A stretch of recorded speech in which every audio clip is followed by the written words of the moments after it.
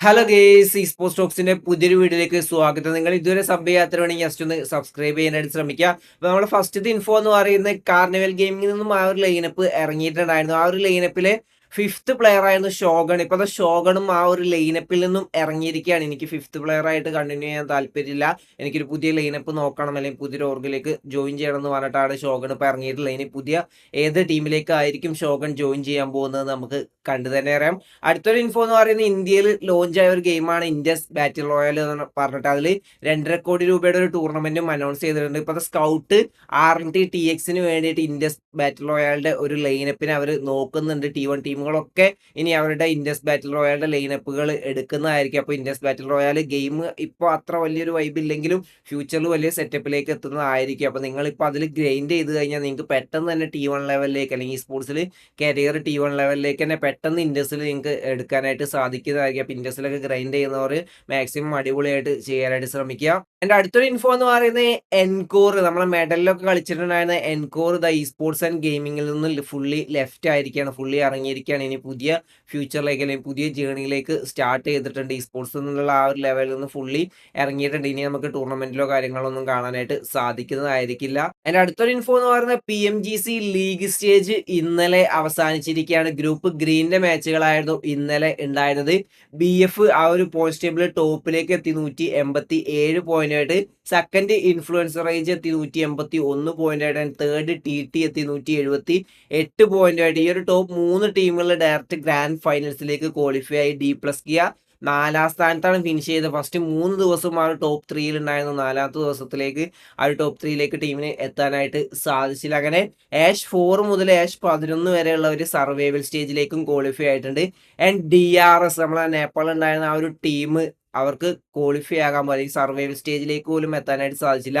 PMGCയിൽ നിന്നും എലിമിനേറ്റ് ആയി പോയിരിക്കുകയാണ്. ലാസ്റ്റുള്ള 5 ടീമുകളാണ് PMGCയിൽ നിന്നും എലിമിനേറ്റ് ആയി പോയുള്ളത്. ഇനി സർവൈവൽ സ്റ്റേജും നമ്മളുടെ ലാസ്റ്റ് ചാൻസ് നടക്കാനുണ്ട്. അത് 20ാം തീയതി മുതൽ സ്റ്റാർട്ട് ചെയ്യുന്നതായിരിക്കും. അതിൽ നിന്നും ടോപ്പ് 6 ടീമുകൾ ഫൈനൽസിലേക്ക് ക്വാളിഫൈ ആകും. അങ്ങനെ ഗ്രാൻഡ് ഫൈനൽസ് 16 ടീമുകൾ ലണ്ടനിൽ വെച്ച് ഡിസംബറിലാണ് നടക്കുന്നത്, ഈ ഒരു ഗ്രാൻഡ് PMGC ഫൈനൽസ് എന്ന് പറയുന്നത്. എൻ്റെ അടുത്തൊരു ഇൻഫോ എന്ന് പറയുന്നത് നമ്മൾ ഗോളിലേക്ക് CODMൽ വീണ്ടും അൺബീറ്റൻ ആയിട്ട് അവരുടെ ജേണി തുടർന്നുകൊണ്ടിരിക്കുകയാണ്. CODM മൊബൈൽ എന്ന് പറഞ്ഞു കഴിഞ്ഞാൽ ഗോളിലേക്ക് തന്നെയാണ് ബെസ്റ്റ് ലൈനപ്പ്. ഇപ്പോൾ സ്നാപ്ഡ്രാഗൺ പ്രോ സീരീസിന്റെ സീസൺ 6 ഇന്ത്യ ഫൈനൽസിലും ഗോളിലേക്ക് ചാമ്പ്യന്മാരായിരിക്കുകയാണ്. ഒപ്പം 10 ലക്ഷം രൂപയുമാണ് ഇവർ ആ ഒരു ലാൻ ഇവന്റിൽ സ്വന്തമാക്കിയിട്ടുള്ളത്. എൻ്റെ അടുത്തൊരു ഇൻഫോ എന്ന് പറയുന്നത് ഈ സ്പോർട്സ് എന്ന് പറഞ്ഞു കഴിഞ്ഞാൽ സാലറി പേയ്മെന്റ് ഇഷ്യൂ അങ്ങനത്തെ ഒരുപാട് ഇഷ്യൂസ് ആണ് നമ്മൾ കാണാറ്. പൊതുവേ സാലറി പ്ലേയേഴ്സിന് സാലറി കൊടുക്കുന്നില്ല എന്നുള്ള ഇഷ്യൂ ആണ് കാണാറുള്ളത്. ഇപ്പോൾ ഓർഗനൈസേഷൻ ടൂർണമെന്റ് ഓർഗനൈസേഷൻസ് പേയ്മെന്റ് കൊടുക്കുന്നില്ല എന്ന് പറഞ്ഞിട്ട് നമുക്കിപ്പോൾ ഇന്റർനാഷണൽ പ്ലേയേഴ്സിന്റെ ഭാഗത്തു നിന്ന് വരെ ആ ഒരു ട്വീറ്റും കാര്യങ്ങളൊക്കെ കാണാനായിട്ട് സാധിച്ചു. അതിന്റെ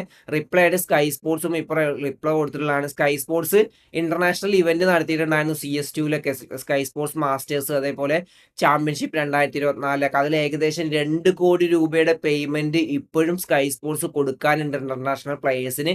അതിന്റെ ഒരു എക്സ്പ്ലനേഷൻ എന്തുകൊണ്ടാണ് ഡിലേ ആയത് എന്നുള്ളതിന് സ്കൈ സ്പോർട്സ് ഒരു എക്സ്പ്ലനേഷൻ കൊടുത്തത് ഇന്റർനാഷണൽ ട്രാൻസാക്ഷൻ നടക്കുന്നതിന്റെ ഡോക്യുമെന്റ്സിന്റെ വെരിഫിക്കേഷനും അതിന്റെ കുറച്ച് പ്രോസസ്സും കാര്യങ്ങളൊക്കെ ആയിട്ടാണ് ഡിലേ ആയത്. പെട്ടെന്ന് തന്നെ ഞങ്ങളത് കൊടുക്കുന്നു പറഞ്ഞിട്ടായിരുന്നു ആ ഒരു പോസ്റ്റ് ഉണ്ടായിരുന്നത്. ഏകദേശം 2 കോടി രൂപയാണ് ഇത് കൊടുക്കാനുള്ളത്. അതും 1 വർഷത്തോളം കഴിഞ്ഞിട്ടുണ്ട്, ഇപ്പോഴും അത് പേയ്മെന്റ് ചെയ്തിട്ടില്ല. ആൻഡ് ഇതിനെതിരെ ഇന്ത്യൻ പ്ലേയേഴ്സിന്റെ ഓസ്റ്റിന്റെ ഭാഗത്തുനിന്ന് നമുക്കൊരു ട്വീറ്റ് കാണാനായിട്ട് സാധിച്ചു. ഇന്റർനാഷണൽ പ്ലേയേഴ്സ് പേയ്മെന്റ് ചോദിച്ചു കഴിഞ്ഞാൽ അപ്പോൾ പോസ്റ്റും കാര്യങ്ങളൊക്കെ നിങ്ങൾ ഇടും. ഇന്ത്യൻ പ്ലേയേഴ്സ് TOSന്റെ ഭാഗത്തുനിന്ന് പേയ്മെന്റ് ചോദിച്ചു കഴിഞ്ഞാൽ അപ്പം തന്നെ നമ്മൾ സ്ലോട്ട് ക്യാൻസൽ ചെയ്ത് പോകുന്നതാണ് പറഞ്ഞിട്ടുള്ളത്. അതുകൊണ്ടാണ് കുറെ ടീമുകൾ ഇപ്പോഴും അപ്ട്രസ്റ്റ് അങ്ങനെ ഒരുപാട് TOSന്റെ കയ്യിൽ നിന്ന് പേയ്മെന്റ് കിട്ടാനുണ്ട്. പക്ഷേ പേയ്മെന്റ് അങ്ങനെ ചോദിച്ചാൽ അവരുടെ ഡിസ്റ്റർബ് ചെയ്ത് കഴിഞ്ഞാൽ ചിലപ്പോൾ അവർ നമ്മളെ സ്ലോട്ട് തന്നെ ക്യാൻസൽ ആക്കും. അടുത്ത ടൂർണമെന്റിൽ ചിലപ്പോൾ നമുക്ക് സ്ലോട്ട് തരില്ല. അങ്ങനത്തെ ഒരുപാട് ഇഷ്യൂസും കാര്യങ്ങളൊക്കെയാണ് ടൂർണമെന്റുകൾ നടന്നുകൊണ്ടിരിക്കുന്നത്. നമുക്ക് നോക്കാം എന്തായിരിക്കും ഇതിന്റെ ഫ്യൂച്ചർ എന്നുള്ളത്. അതിന്റെ അടുത്തൊരു ഇൻഫോ എന്ന് പറയുന്നത് Pokemon unite Asia champions league 2025 India ലീഗിന്റെ ഡേ 2 മത്സരങ്ങൾ ഇന്നലെ അവസാനിച്ചിട്ടുണ്ട്. ഡേ 2 ഒരു ഗ്ലോബൽ സ്പോർട്സ് ആണ് ഒരു ടോപ്പിലേക്ക് എത്തിയിട്ടുള്ളത്. ലാസ്റ്റ് ഗോളിലേക്കിനെ 2-1 തോൽപ്പിച്ചുകൊണ്ടാണ് ഗ്ലോബൽ സ്പോർട്സ് ആ ഒരു ടോപ്പിലേക്ക് എത്തിയത്. ആൻഡ് തേർഡ് RNT എക്സ്പാർക്കും എത്തിയിട്ടുണ്ട്, അല്ലെങ്കിൽ RNTX എത്തിയിട്ടുണ്ട്. അങ്ങനെ 2 ദിവസം കഴിഞ്ഞു. 2 ദിവസം ഓവറോൾ സ്റ്റാൻഡിങ്സ് നോക്കുകയാണെങ്കിൽ RNTX ആണ് ടോപ്പിൽ നിൽക്കുന്നത് 32 പോയിന്റ് ആയിട്ട്. സെക്കൻഡ് ഗ്ലോബൽ സ്പോർട്സ് നിൽക്കുന്നുണ്ട് 30 പോയിന്റ് ആയിട്ട്. ആൻഡ് തേർഡ് ഗോളിലേക്ക് നിൽക്കുന്നുണ്ട് നിൽക്കുന്നുണ്ട് 18 പോയിന്റുമായിട്ട്. ഇനി ഡേ 3 മത്സരങ്ങൾ കുറച്ച് ഗ്യാപ്പിന് ശേഷം 30-ാം തീയതി ആയിരിക്കും സ്റ്റാർട്ട് ചെയ്യുന്നത്. എന്തായാലും ഈ ഒരു പോക്കിമോൻ യുണൈറ്റ് അത്യാവശ്യം നല്ല രീതിയിലേക്കുള്ള കോമ്പറ്റീഷൻ എത്തിയിട്ടുണ്ട്. അതിന്റെ ബാൻതറൊക്കെ കാര്യങ്ങൾ കാണാനായിട്ട് സാധിച്ചു. ടീം SA2 തമ്മിലുള്ള ഒരു ബാൻതറും കാര്യങ്ങളൊക്കെ നമുക്ക് ട്വിറ്ററിലും കാണാനായിട്ട് സാധിച്ചിട്ടുണ്ടായിരുന്നു. അടുത്തൊരു ഇൻഫോ എന്ന് പറയുന്നത് റെഡ് ബുൾ എംഇയുടെ റൗണ്ട് 4 മത്സരങ്ങൾ ഇന്നലെ സ്റ്റാർട്ട് ചെയ്തിരിക്കുകയാണ്. 32 ഇൻവൈറ്റഡ് ടീംസുകളും 32 ക്വാളിഫൈഡ് ടീംസുകളും അങ്ങനെ 64 ടീമുകളാണ് ഈ റൗണ്ട് 4ൽ കളിക്കുന്നത്. 3 ദിവസമാണ് റൗണ്ട് 4 മത്സരങ്ങൾ വരുന്നത്. ഒരു ടീമിന് 18 മാച്ചുകൾ. നിങ്ങൾ ആലോചിച്ച് നോക്കുക, 18 മാച്ചുകൾ റൗണ്ട് 4ൽ ഇതുവരെ ഒരു ടീമുകൾക്കും കിട്ടിയിട്ടുണ്ടാവില്ല.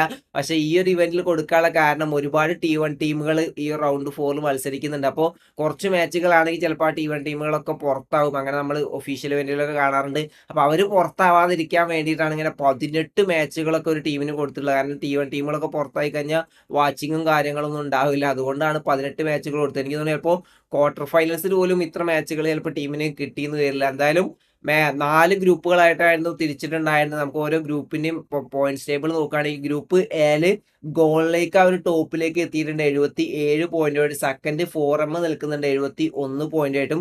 ഗ്രൂപ്പ് ബി നോക്കുകയാണെങ്കിൽ ഗോഡ്സ്വെയിൻ ആണ് ടോപ്പിൽ നിൽക്കുന്നത് 69 പോയിന്റായിട്ട്. സെക്കൻഡ് ഇൻഫോർണസ് കോഡ് നിൽക്കുന്നുണ്ട് 49 പോയിന്റായിട്ട്. ആൻഡ് തേർഡ് നമ്മളെ ബ്ലൈൻഡ് സ്പോർട്സ് നിൽക്കുന്നുണ്ട്. അത്യാവശ്യം നല്ലൊരു പെർഫോമൻസ് തന്നെ ബ്ലൈൻഡ് ഇതിൽ കാഴ്ചവെച്ചിട്ടുണ്ട്. ഒരു ചിക്കൻ ഡിന്നറും 32 ഫിനിഷ് പോയിന്റ് അടക്കം 48 പോയിന്റാണ് ബ്ലൈൻഡ് സ്പോർട്സ് സ്വന്തമാക്കിയുള്ളത്. ഈ ഒരു ലെവലിലുള്ള കൺസിസ്റ്റൻസി ബാക്കി 2 ദിവസവും കൂടിയും കാഴ്ചവെച്ച് കഴിഞ്ഞാൽ ടീമിന് ക്വാളിഫൈ ആവാനായിട്ട് സാധിക്കുന്നതായിരിക്കും. ആൻഡ് സോള് 11ാം സ്ഥാനത്താണ് നിൽക്കുന്നത് 32 പോയിന്റ്. ഇപ്പോഴും ആ ഒരു ക്വാളിഫിക്കേഷനിലേക്ക് സോള് എത്തിയിട്ടില്ല. അവരൊരു കംബാക്ക് നടത്തും നമുക്ക് പ്രതീക്ഷിക്കാം. ആൻഡ് ഗ്രൂപ്പ് സിയിലേക്ക് നോക്കുകയാണെങ്കിൽ ആൾ സ്റ്റാർ ആ ഒരു ടോപ്പിൽ നിൽക്കുന്നുണ്ട് 65 point. Second carnival gaming 59 point ആയിട്ടും.